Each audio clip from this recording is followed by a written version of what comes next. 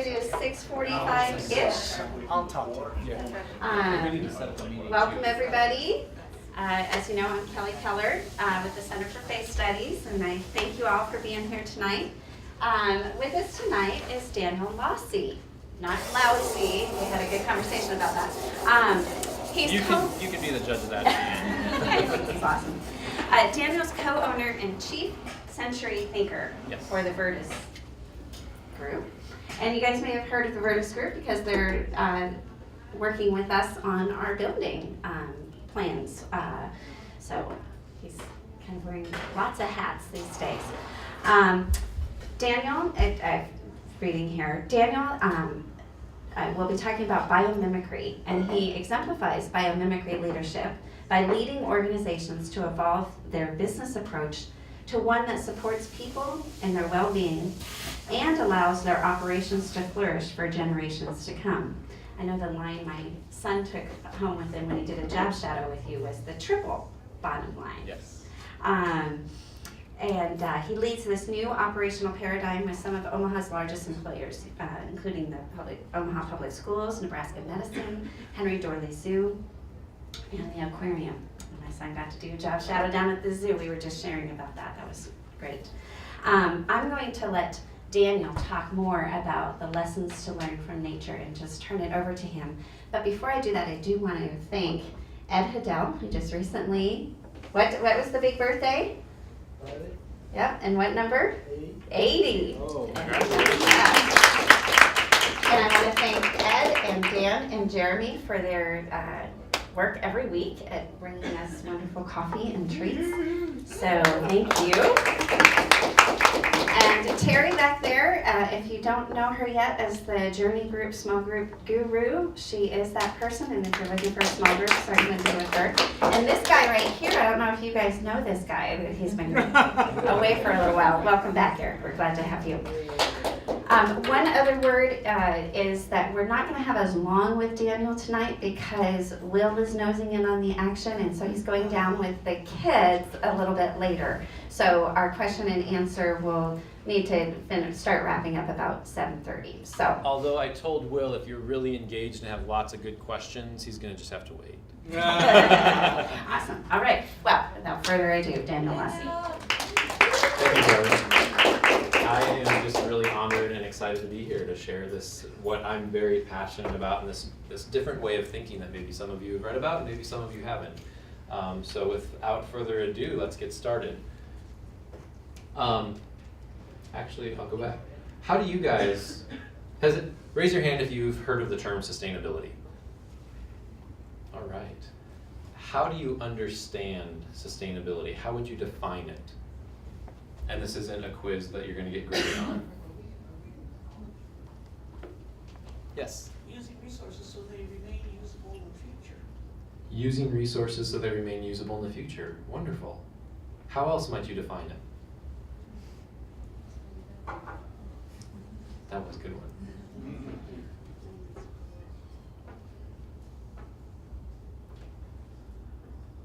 Okay, we can go with that. There's lots of ways to define it, and a lot of people approach sustainability from a slightly different angle. Some people really think about the future piece and how do we live well today and allow future generations to live, which is a core component. Other people talk about it as smart business. Why would you waste resources, right? Why would you pay more on utilities than you need to? Why would you buy more stuff that might rot or go bad than you need to? It's eliminating waste, which you also said. So there's actually kind of a standard definition that isn't fully adequate, but it's what a lot of people go to as this is where sustainability was first really defined. I'll also add the triple bottom line. This is my favorite definition that kind of encapsulates it. It's that sweet spot that's good for people, the planet, and prosperity.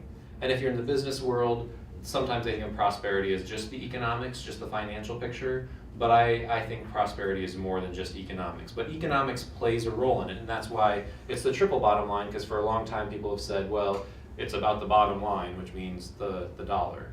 And sustainability introduces, well, it's about the dollar because we live in an economy where we exchange goods and services and use money as a medium for that. But it's also about people, and it's also about the environment. And they're not mutually exclusive. They actually have a sweet spot where they overlap. So the Brundtland Commission in 1987 says that sustainability is development that meets the needs of current people without compromising the needs of future generations. So a key element to sustainability really is this long-term thinking. Hence my self-proclaimed title as Chief Century Thinker. I tend to think in centuries instead of quarterly profits or next election cycles, which is a little bit different than we do in a lot of our society. There's also a more expansive definition of sustainability, and one of the questions I keep asking is what's beyond sustainability? Because one of the things I ask myself is, do I want just a sustainable relationship with my wife? I mean, at a minimum, I want that, but I'd prefer a thriving relationship with her. I'd prefer a thriving relationship with my friends and my family and my coworkers. And so how do we take sustainability to the next level of conversation about how do we thrive? And I'm just going to read this because it's a little hard to see, and I love this quote from David Orr. The standard for ecological design is neither efficiency nor productivity, but health, beginning with that of the soil and extending upward through plants, animals, and people. It's impossible to impair health at any level without affecting it at other levels. Everything is connected. The etymology of the word health reveals its connection to other words such as healing, wholeness, and holy. So ecological design is an art by which we aim to restore and maintain the wholeness of the entire fabric of life, not just humans, not just plants, not just animals, all of it. And it's increasingly fragmented by specialization, scientific reductionism, and bureaucratic division. So what sustainability does, another key component, is the connection between. It's the space between things, which is where relationship happens.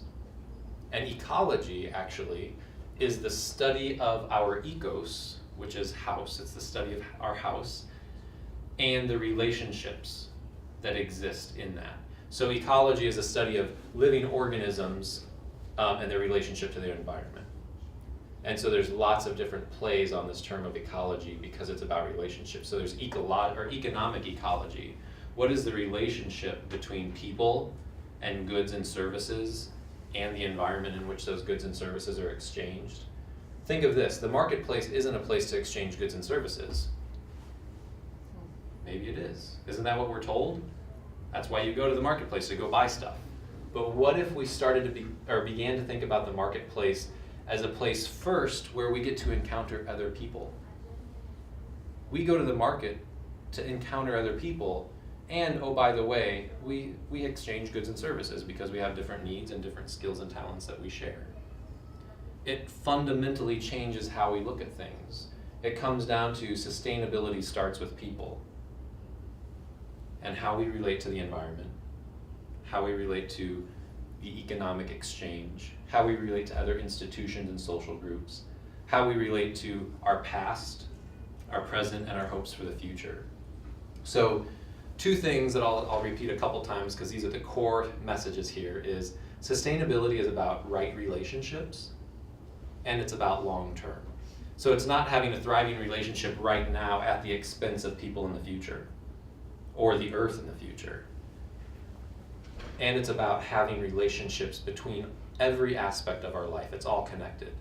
The way I treat my body, the way I view myself, often shows up in the way I treat other people and how I relate to them, which also often shows up in how I treat the earth.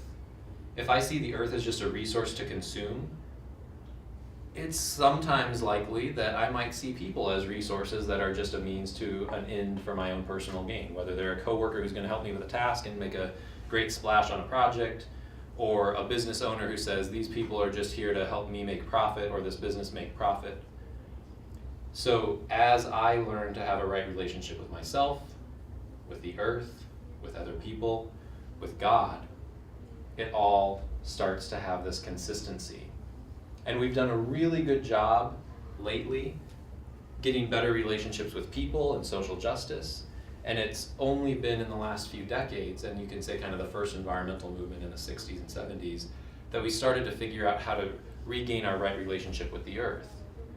And so there's almost some parallels of social justice, care for the poor, more awareness around that, because it's easier to relate to other people than it is to relate to the earth, sometimes for folks.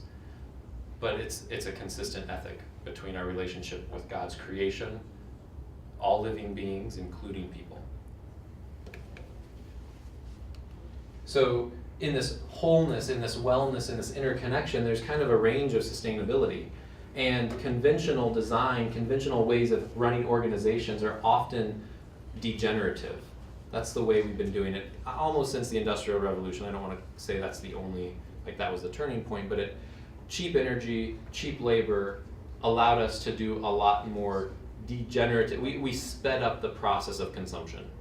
And I'm not saying that that's bad. We've had fantastic technological advances.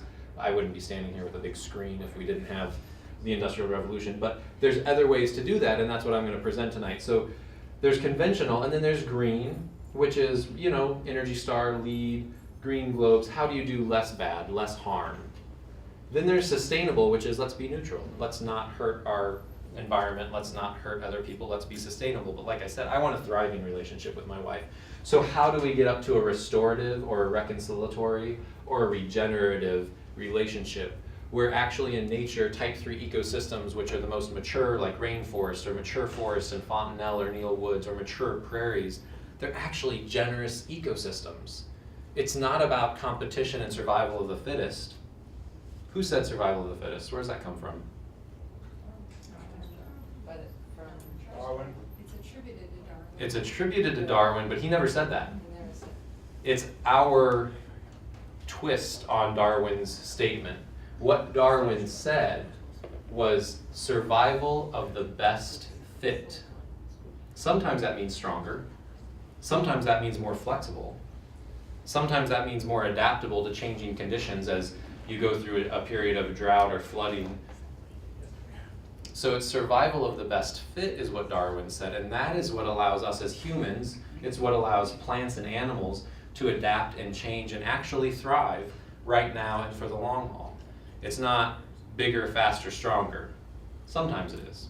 If there's an animal chasing you, you definitely want to be faster, and you will survive. If you don't, you might be lunch. But that's kind of the traditional single aspect that we talk about, and we forget that nature is actually more cooperative than it is competitive.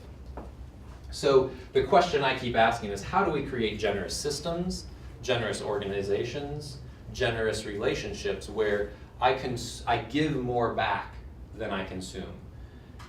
And as a church, you do that really well in a lot of ways. You have your pantry, you have service, you give back through education. You're a Center for Faith Studies, the education you do on Wednesday nights with everyone in the community who shows up, right? You're giving back more than you're taking. Churches are a really generous system. How do we get businesses to be more generous? How do we get large organizations and governments who give back more than they consume? And it's possible, and nature gives us a lens for that. So I'm going to talk briefly about biomimicry, and then I'm going to stop talking and let you guys ask questions. So biomimicry is this new science. It's actually quite ancient, but you have to call it a new name and add a new twist to it. And it really is new from kind of what we've been doing for quite a while. It's the conscious emulation of life's genius. And there's a few assumptions here. First of all, that life is genius. Life's been around on this planet for 3.8 billion years. It's figured a few things out. 99.9% of all living things on this planet have died. They haven't made it. They were not doing the best fit. Something happened. So the things that are alive today, people, the plants the animals we see, the birds, the insects, they have all undergone rigorous laboratory testing. If you think about a little bit of this as the laboratory where life happens.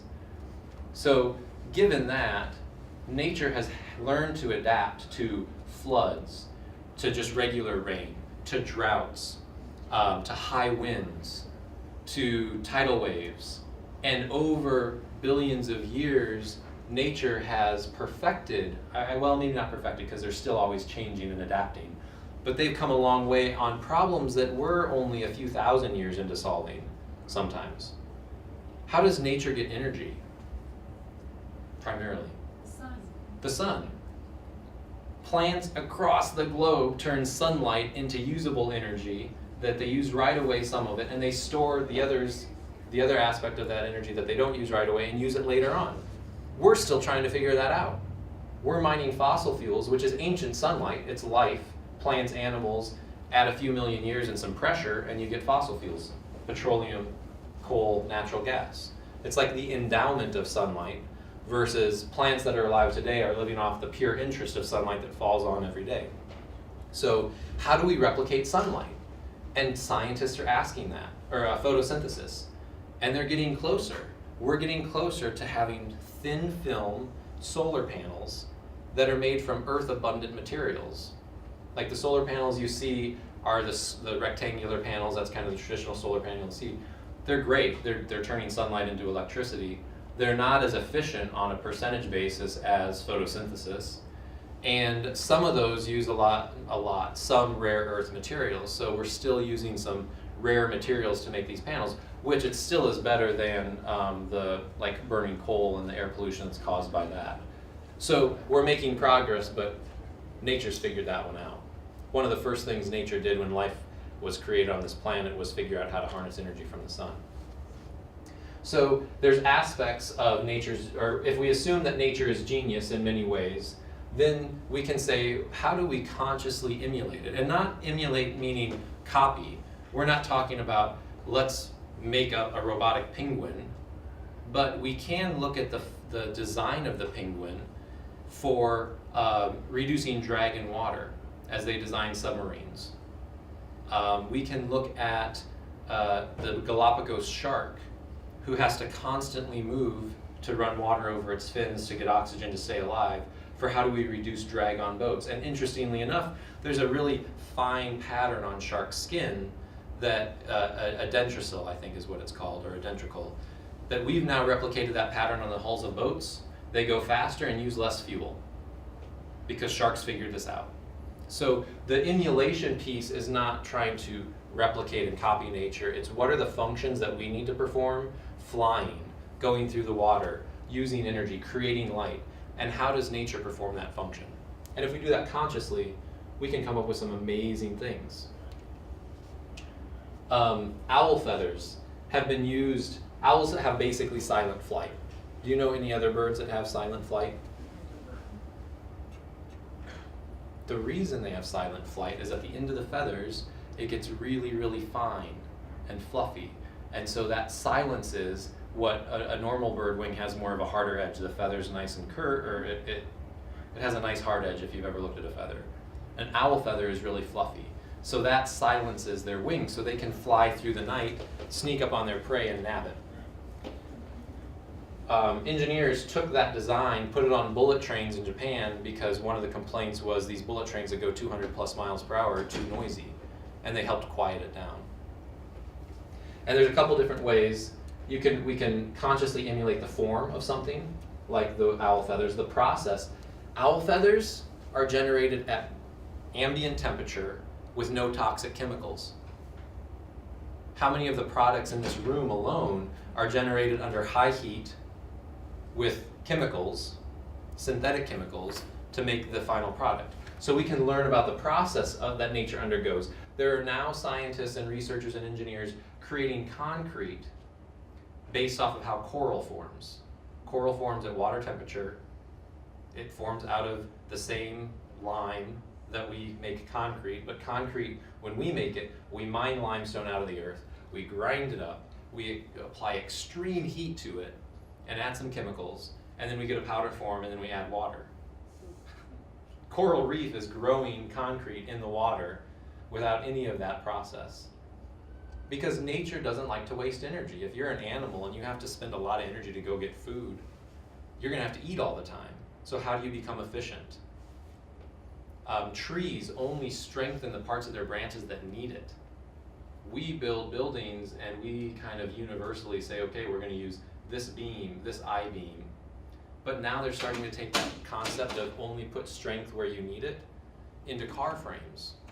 If you look at the human bone system, we don't have I-beams in our body. We have very organic shapes, and they're stronger where they need to be stronger, and they're lighter weight where they need to be lightweight. And then if you look at bird bones, where it's really about lightweight so they can fly, they're hollow. But inside, or they're mostly hollow. Inside there's all these connections and they're connecting just at the right spots. So how do we replicate that in our design? And the last thing we can do is think about the system. The owl did not evolve to have silent flight with, you know, ambient temperatures processed to create these feathers in a vacuum. Owls live in certain ecosystems, and that context matters. The context that we grow up in as people matters. It informs us, it shapes us, it conditions us.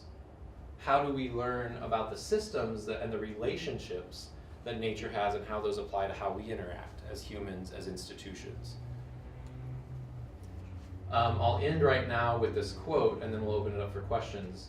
But Janine Benyus, the founder of Biomimicry, besides it being the conscious emulation of life, there's another phrase they use, which is, life creates conditions conducive to life.